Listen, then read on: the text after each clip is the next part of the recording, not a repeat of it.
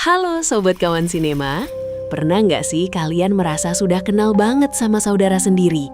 Tapi ternyata di balik senyumnya, dia punya rahasia gelap yang bisa mengancam nyawa. Nah, film Lifetime yang bakal kita bedah kali ini, My Sister's Double Life, bakal bikin kalian mikir dua kali buat percaya 100% sama orang terdekat. Seperti biasa, jika kalian suka dengan channel ini, klik tombol subscribe agar tidak ketinggalan film lainnya. Yuk langsung aja kita masuk ke filmnya.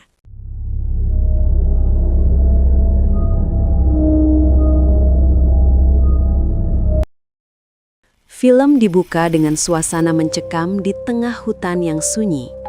Seorang kewes cantik terlihat sedang menyetir mobilnya sendirian.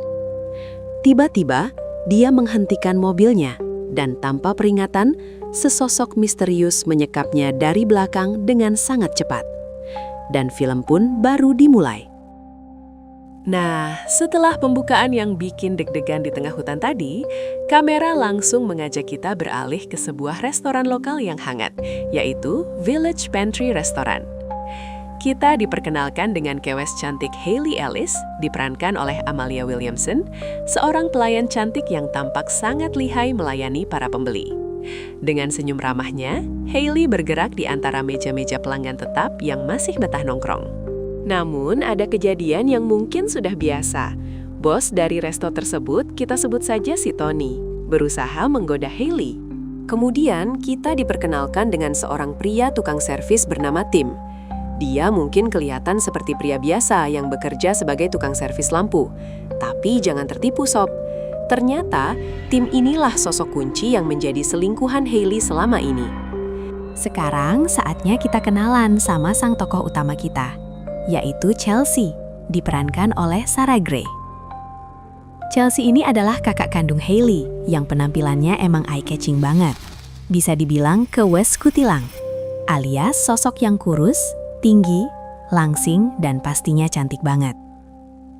Meskipun penampilannya anggun, Chelsea ini punya karakter yang kuat dan sangat menyayangi adiknya. Nah, Sobat Kawan Sinema, ada satu fakta. Ternyata Chelsea adalah seorang reporter.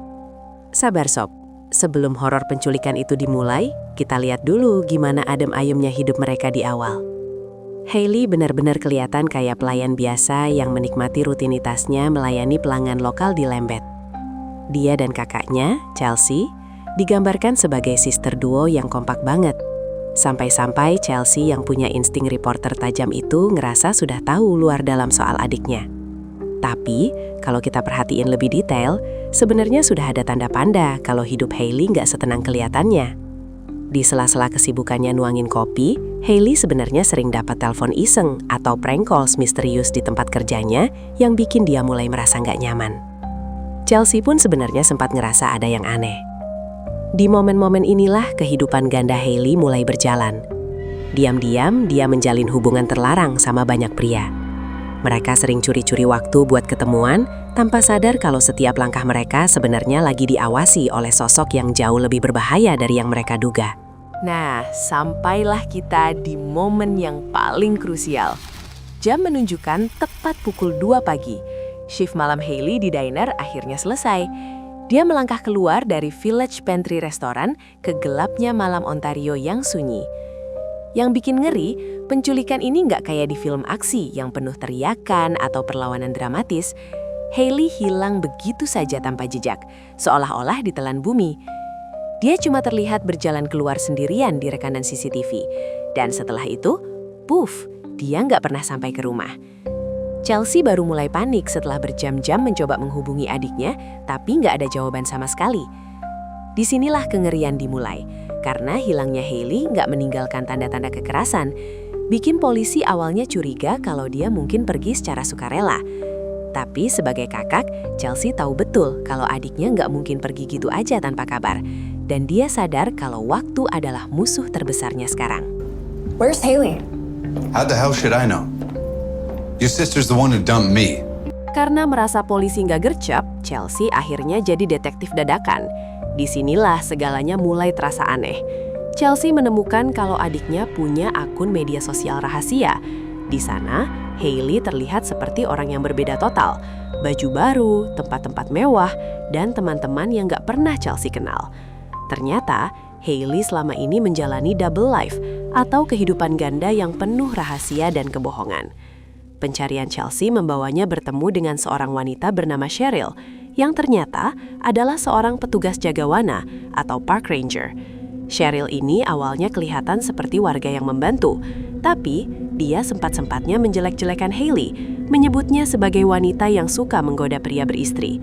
Chelsea juga terus diikuti oleh sosok misterius yang bikin dia sadar kalau sekarang bukan cuma adiknya yang dalam bahaya, tapi dia juga jadi target berikutnya.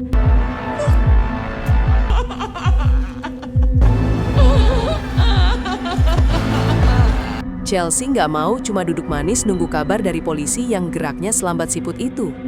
Dengan jiwa investigasinya yang kuat, dia nekat balik lagi ke Village Pantry Restoran di Lambeth saat suasana sudah sepi dan gelap. Dia mengendap-endap masuk ke area restoran yang biasanya hangat dan cozy itu, melewati dapur yang sunyi demi satu tujuan, nyalin file CCTV. Chelsea yakin ada petunjuk yang terlewat, apalagi sempat ada laporan soal adanya celah atau gaps aneh dalam rekaman keamanan di malam hilangnya Hailey. Tapi sialnya sob, suasana yang tadinya tenang langsung berubah jadi kacau. Pas lagi fokus nyalin data, aksinya ketahuan, dan terjadilah aksi kejar-mengejar yang bikin jantung mau copot.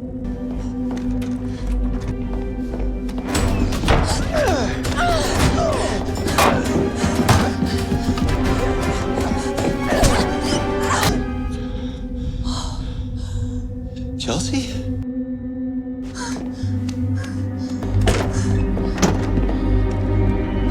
Sesampainya di rumah dengan napas yang masih memburu, Chelsea langsung menyalakan laptopnya buat membedah file CCTV yang berhasil dia bawa dari Village Pantry Restoran.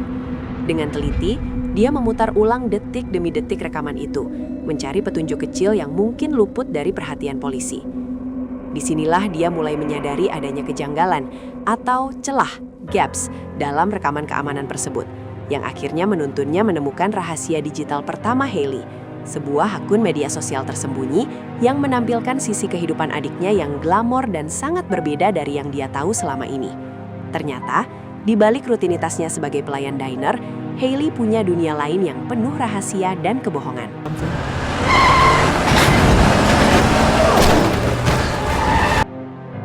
Plot twist-nya mulai kebuka di sini. Ternyata, Hailey diculik oleh seorang pria bernama Tim, yang ternyata adalah suami Cheryl. Tim berselingkuh dengan Hailey dan berbohong bilang kalau dia sudah berpisah dengan istrinya. Parahnya lagi, Hailey ternyata sedang hamil anak Tim. Cheryl yang mengetahui perselingkuhan itu bukannya minta cerai, malah jadi gila. Dia pernah mengalami beberapa kali keguguran dan sangat terobsesi pengen punya anak. Dia pun memaksa suaminya untuk menculik Hailey supaya dia bisa mengambil bayi tersebut setelah lahir. Gila banget kan? Hailey disekap di sebuah gudang terpencil, dikasih makan yang sudah dicampur obat-obatan supaya dia lemas dan gak bisa kabur. Di bagian klimaks, Tim sempat ditangkap polisi, tapi berhasil kabur dan menyandera Chelsea di bawah ancaman pisau, memaksanya menyetir ke tempat persembunyian mereka. Just tell me if she's alive. But you...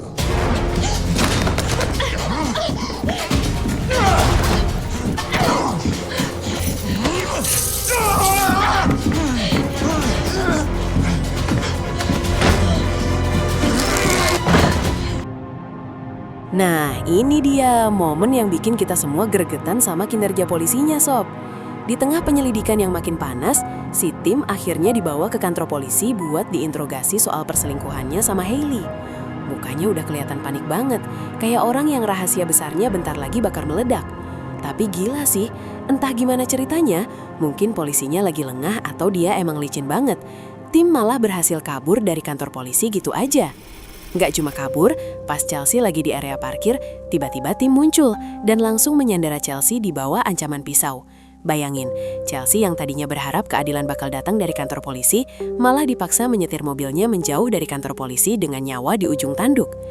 Ini benar-benar momen cat and mouse yang bikin kita teriak ke layar, kok bisa sih kabur? Tapi ya itulah sensasinya nonton thriller Lifetime. Tensinya sengaja dibikin naik lewat aksi nekat si penculik ini. Sekarang, Chelsea benar-benar terjebak dalam situasi hidup dan mati. Dan dia harus muter otak gimana cara lolos dari ancaman pisau Tim sambil nyetir menuju tempat persembunyian rahasia mereka. Di gudang itu, Cheryl akhirnya menunjukkan wajah aslinya. Dia melepas tudung kepalanya dan dengan bangga memperkenalkan diri sebagai istri Tim kepada Hailey yang ketakutan. Dia berteriak histeris, menyalahkan Hailey karena bisa hamil, sementara dia nggak bisa, dan bersikeras kalau bayi itu adalah miliknya. Untungnya, Chelsea berhasil melawan Tim dan masuk ke gudang untuk menyelamatkan adiknya. Sempat terjadi perkelahian sengit. Cheryl yang sudah kehilangan akal sehat sempat menikam Chelsea, tapi Hailey berhasil mengumpulkan sisa tenaganya dan memukul Cheryl sampai pingsan. Akhirnya, polisi datang meskipun telat seperti biasa, dan Cheryl pun ditangkap.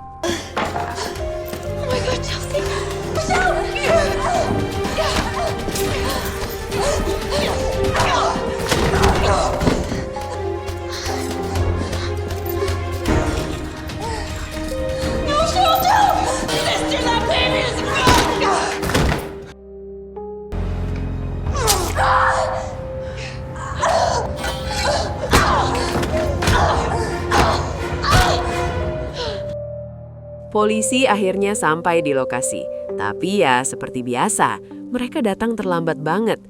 Seolah sudah jadi tradisi di film thriller, petugas baru muncul saat semua aksi gila sudah lewat. Chelsea harus terduduk lemas menahan luka tikaman sambil melihat adiknya yang selamat, namun tampak sangat trauma dan berubah total. Reuni antara Chelsea dan Hailey pun nggak berakhir dengan pelukan hangat atau tangis haru yang lega.